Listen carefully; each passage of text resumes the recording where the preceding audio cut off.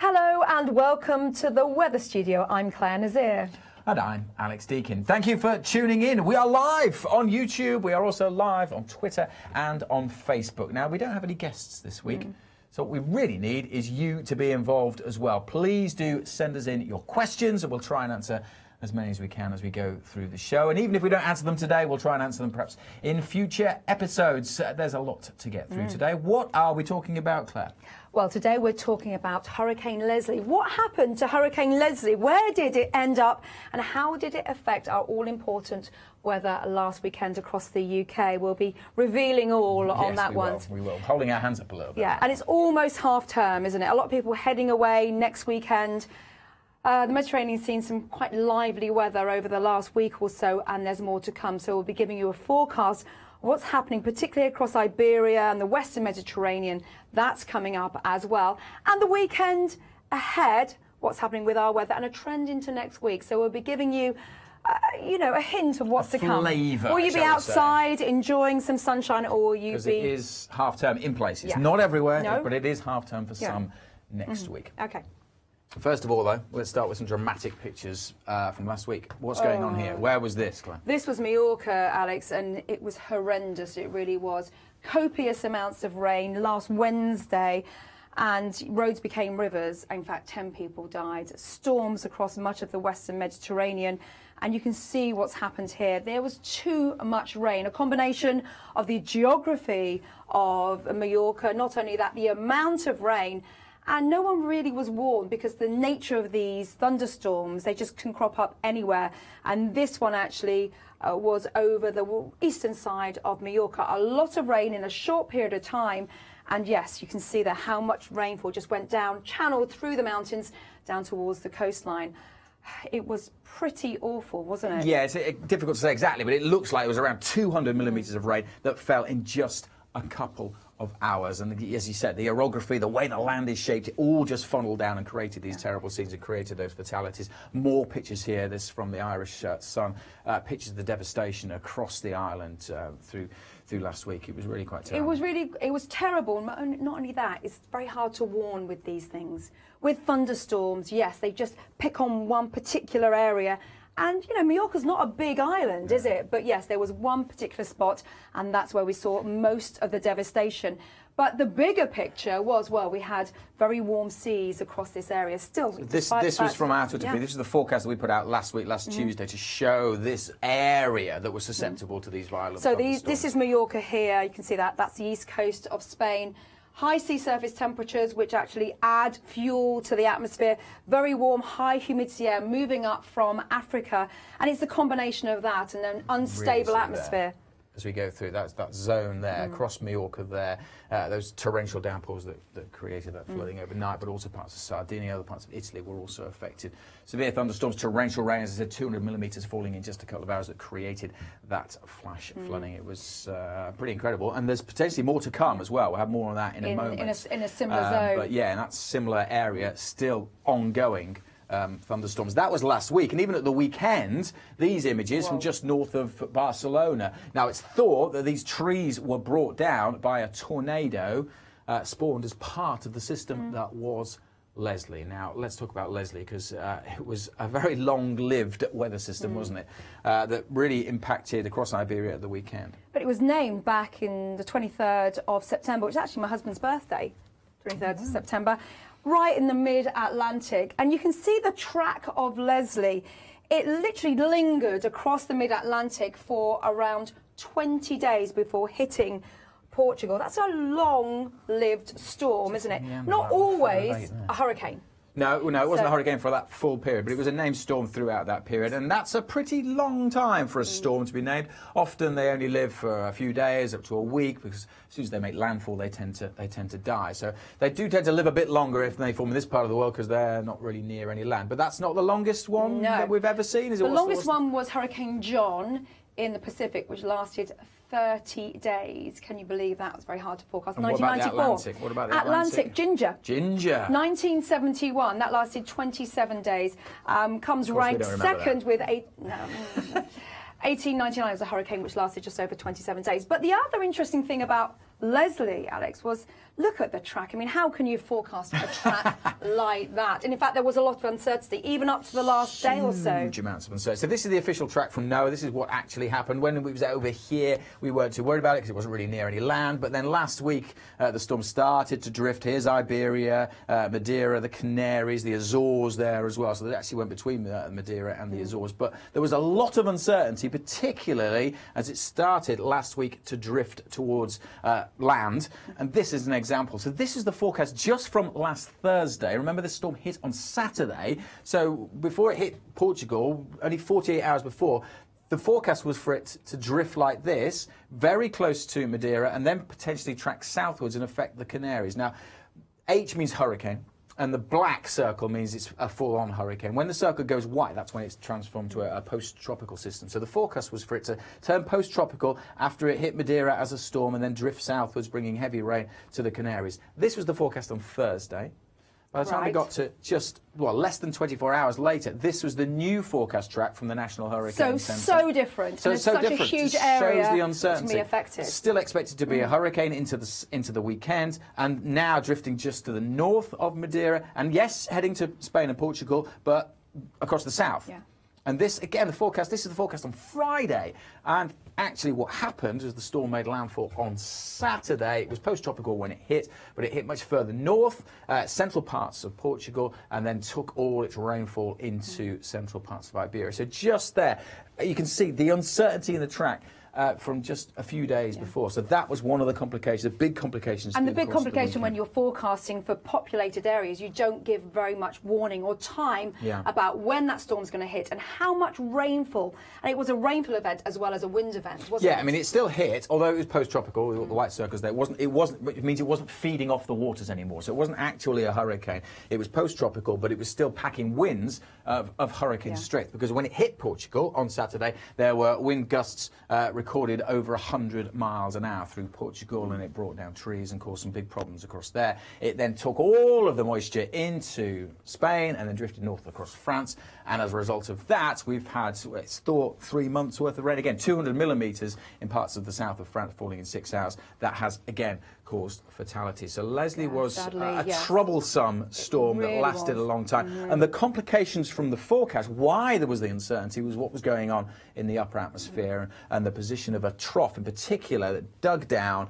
and whether the Leslie was just on one side of the trough meant it would have drifted down to the Canaries. If it just got picked up by the trough, then it headed its way into Portugal. And that is eventually what happened, and it's thought that the storm Michael, Hurricane Michael, which hit America, also may have influenced things as well, because there was a lot going on in the atmosphere. And we had Storm Callum. So Storm Callum tracked to the west of the UK, and there was a trailing weather front, which in the forecast for this weekend, and we were saying it as well, the Met Office were issuing forecasts saying, yes, there'll be a lot of rain on the Saturday. Come Sunday, we should be under blue sky and sunshine, but that didn't really happen. No, it's hold your hands up time now, I think, because it wasn't a great forecast for Sunday in particular. A lot of places were a lot wetter across the UK, and one of the reasons, well, the main reason, was because of what happened to Leslie. So this is the satellite image for once Leslie's made landfall here. You can see the swirl of cloud. This is Iberia, so that's Spain and Portugal. The UK is under here. This is ex-Hurricane Michael, which drifted in and then kind of fizzled out.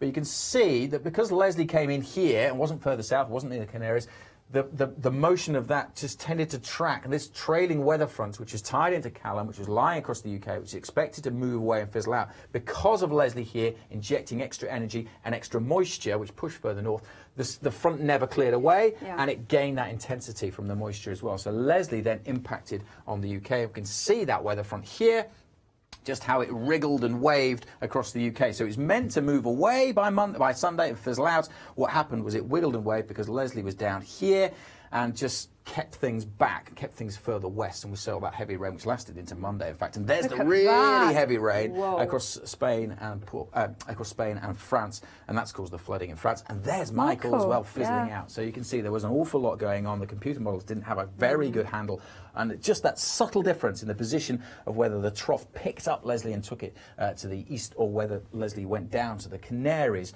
had a massive impact even across the UK. So it just goes to show how computer models have to deal with these, and one tiny thing that can be influencing thing 200 miles away can then have a knock-on effect a couple of days later. And I think ex-hurricanes are notorious. There's so much Yeah. energy entrained in such a huge system. I remember back in 1997, it was the first time I'd ever seen one just parked off the coast of the West Country, and it just lasted there for days, and the forecast kept producing a drier spell, but no, the rain kept falling.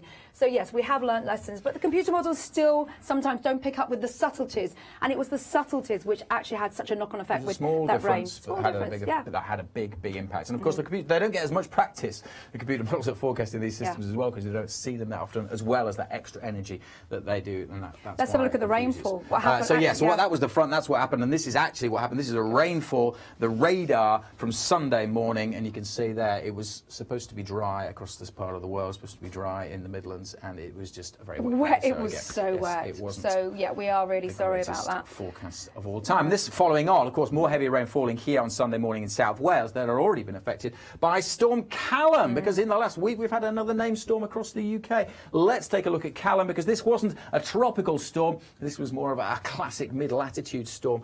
This is the massive cloud. This is Thursday morning, and just watch as we run through Thursday morning how this storm really develops. A classic example, the hook in there, deepening area of low pressure. This was a weather bomb. It dropped well over 24 millibars in 24 hours, and you can see that swirl there, beautiful, as Callum intensified.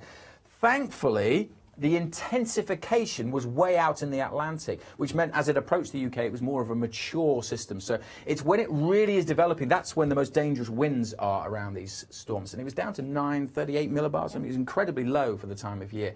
It's still meant for a windy day across the UK. There's still a lot of isobars. It was blustery. Many places were called gusts of 60 miles an hour. But just watch the storm. Maybe I could watch this all day long because it was just really beautiful the way it intensified out in the Atlantic, the hook and the cloud. And this trailing weather front, which goes back thousands of miles across the Atlantic, that is what brought the rain across particularly southern parts of Wales. And that was more of the problem with Callum, because although it was a windy day, as you can see, a lot of isobars on the chart, many places saw gusts of wind over 60 miles an hour, the maximum gust of wind 86 miles an hour. That was on top of a mountain in Wales. But it really was the rainfall in South Wales that was the biggest factor with Storm Callum. And we're back to that number again. 200 millimetres of rain falling in places. Yeah. Now, this was over the full event. So this was over 36 hours that we saw 200 millimetres. So compared to the 200 millimetres in Mallorca in 2 hours, or in 6 hours in France, this was over 36 hours. But still, devastating effects across parts of Carmarthenshire and Ceredigion, where there has been flooding from Storm Callum. So, yeah, it has been a busy week. And if you are heading across to, say, Spain or Portugal, or the Balearics, south of France, there is more rain on the way. Now, we always look at the upper atmosphere, first of all, to see what's happening with our weather and what's happening over the next few days. We are expecting the jet stream really to dig deep, and we're going to have another upper trough across the western Mediterranean, which is conducive to very unsettled conditions. So let's take a look and see what's happening across the Mediterranean through Tuesday and into Wednesday and Thursday. If we zoom in on the Mediterranean, particularly across here, let's have the rainfall on, and we can see just how, well, so it's a similar setup. It isn't, Alex? It's a similar setup. We've still got those warm seas. We've still got high humidity air wafting up from Africa, and we've got this upper trough pushing in, which will bring with it some very unstable air, allowing the air to really rise rapidly through the atmosphere, causing thunderstorms. So this is Wednesday. East coast of Spain, the Pyrenees here, and just look as we go through, particularly Thursday. So we've got these bright echoes coming down from the far northeast of Spain, pushing across towards the costas here, and then another batch of rain which moves up across. So we've got that's Costa del Sol, Costa Blanca. Spanish geography is very impressive. Costa Dorado. They're still going. Yes, it's still going. So this is Friday into Saturday. So if you're flying on Friday, it's Saturday anywhere, Valencia, maybe Barcelona, you could actually see quite a lot of rain. There could be some disruption to travel. However, this is a forecast, and the forecast, as we know, can change. And the distribution of these troughs which push up from the south, well, they could actually change their position as well. So currently we're thinking this area here. Obviously, we will keep you posted on our social media channels. It could be slightly further north, it could be slightly further south, or even east. It may not be as intense, but currently the forecast is for some flash flooding, some parts of this further world. 200 millimetres of rain is possible in this part of the world, but it is going to be hit and miss because it is thundery downpours that we're talking about. It's not a significant band of rain that everywhere gets the rain. These are thunderstorms, and just like the position was crucial last week in Mallorca, you could just get in the wrong place at the wrong time. It's just unlucky, really. And again, the orography will play a significant part, but that is definitely an area we'll be watching over the next couple of days. Right, let's focus in on the UK weather over the next week or so. Let's zoom out a little bit. The main theme is high pressure, actually. So we're going to run back through the sequence. Gone back to Tuesday here. We've got a weather front trickling its way south across the UK at the moment. But once that's cleared out of the way, it'll bring a little bit of rain, as you can see, but nothing too heavy. It's a cold front. Notice quite a few isobars, a few showers here and there. Fairly standard weather. But just notice down here, if we pull out this little bulge in the isobars, that's an area of high pressure, and that is toppling in across the UK. So if we zoom out and take a look at the big picture, there's that high pressure sitting in across the UK as we go through now into Thursday morning. Now, high pressure usually means clear skies at night, and that means at this time of year, now the nights are longer than the days, it can get pretty chilly. So Thursday morning, particularly in here, we call this the ridge axis, where we've got the curls peaking there across parts of northern Britain. In here, it will get quite chilly, but the temperatures on, the bluey-green colours there, it's going to be cold air pushing in, and that also will allow some mist and fog patches to form in here as well. It's that time of year, and it's that time of year where it takes a bit longer to clear as well. So Thursday morning could be a little bit foggy, but it also means that with high pressure sitting across the UK, most places are going to have a fine day on Thursday with plenty of sunshine. Notice the isobars a bit squidged together across the south, so there will be a bit of a breeze here, which means it might not be foggy. And then through Thursday night and into Friday, subtle changes. The high starts to topple south, which means it's further south where we're more likely to see fog and frost on Friday. And further north, we've got these weather fronts bringing some cloud and rain. And also the isobars a little bit closer together as well, so there will be a bit more of a breeze here. And if we zoom out, and now we're heading into the weekend, that's the pattern for the weekend, really. This big, long area of high pressure, keeping things largely dry in the south, but with fog and frost potentials in the morning. Further north, we've got the isobars, so it will be breezy. But notice where the breeze is coming up from the southwest. So if we put the temperatures back on, yes, Thursday morning is chilly, but by the time we get to Saturday, the warm air is back. So can I pause you just there, because we have had a few messages in. Rain Kenny on Facebook said it's their son's wedding on the 20th. It's on Saturday. Saturday, where? We can actually say where it is, but we can give a good old sort of trend north to south, can't we? So congratulations, getting married on Saturday. Where is it going to be dry, Alex, and where is it going to be wet? Zoom So let's in. have Under a the look. influence of high pressure, so warm. It should be reasonably warm. A bit of a chilly start to the day, perhaps. Let's put the rainfall on. Yes, some showery rain across parts of the west, but in the south, under that high pressure, it looks dry and fine. So if it's in the south, it'll be dry and fine. Further north, a bit breezy, but it will be warm. And as I always say, whatever the weather, you'll have a wonderful day. Yes, you will. Congratulations. And Philip Johnson on YouTube wants to know, how long will this high pressure last for? And that's the next section of this trend and forecast. Yes. So this area of high pressure hanging on through the course of the weekend, low pressure and weather fronts further north. But let's zoom out again and actually zoom right out and take a look at what's going on the other side of the world, across North America and indeed across the poles. Let's put the temperatures back on, and crucially, so let's just get this right, because we need to be in the right. This is North America here. Just watch as this cold plunge of air, helped by low pressure systems the other side of America pushing north, we get this cold plunge of air coming southwards. So if we play through the system through the course of the weekend, just watch as this cold plunge driving southwards across Hudson Bay, down across the Great Lakes, and that pushes this area of low pressure further north. Take the rainfall off and put our old friend, the jet stream on, fast-moving ribbon of air, that cold air plunging south. Just look at it push the jet stream way to the north, up towards Greenland there. Why is that important? Well, if we zoom back across the Atlantic with the position of the jet going way to the north like that, just here it allows high pressure to build both high up in the atmosphere and down at the surface. And it's this high pressure which looks like heading in towards the UK as we go towards next week. This high pressure edging its way towards the UK, and high pressure will continue. It looks like a lot of good signals from the computer models that the high pressure will dominate for most of next week. Now, it's not completely dry because the wind's coming in from the northwest. Means there'll be some showers, particularly in the northwest. And if we put the temperatures back on, well, the air's even colder as we go into next week. So it will be quite chilly, it looks like, through next week. So the features next week, a lot of dry weather in the south, but it will be colder with some showers keeping going as well. All because that cold air pushing south across America, pushing the jet stream further north. As I said, lot of model confidence that we'll see that high pressure moving in. Aidan will be on the 10-day trend tomorrow, so Aidan will be able to explain 10 days ahead, yeah. 10-day trend. Have a good look throughout next week, half term for some, not all. A lot of people have been asking about snow this winter, and obviously, you know, it's something which, after last week, really is in the forefront of our mind, thinking ahead to the winter season and looking at the situation, how it's panning out over the next few days. Quite amplified, quite a block situation. That's in a winter situation. We could actually see snow. So obviously it's too early yet to say, but... Yeah, and there are trends. The trend into the early part of November is actually for colder than average. But the overall trend as we go into December, the longer range forecast is actually for more mobility. And actually that means we'll tend to be warmer than average with a bit more rain. So there's still an awful lot to play for. It's way too early to say anything like that. Have you had any other questions in? Yeah, something about tornadoes as well, which is quite interesting. Are we having more tornadoes than normally? Are they just being reported more? Well, I think they're being reported more, particularly with social media. Yeah. People taking photographs on those lovely funnel clouds that come down, occasionally touching the ground. That's when it's defined as a tornado. But yes, normally associated with those really big thunderstorms, which we can get across the UK, more so through the summer than now. The storminess now really has been those big storms coming in and lots of gusts and heavy rain.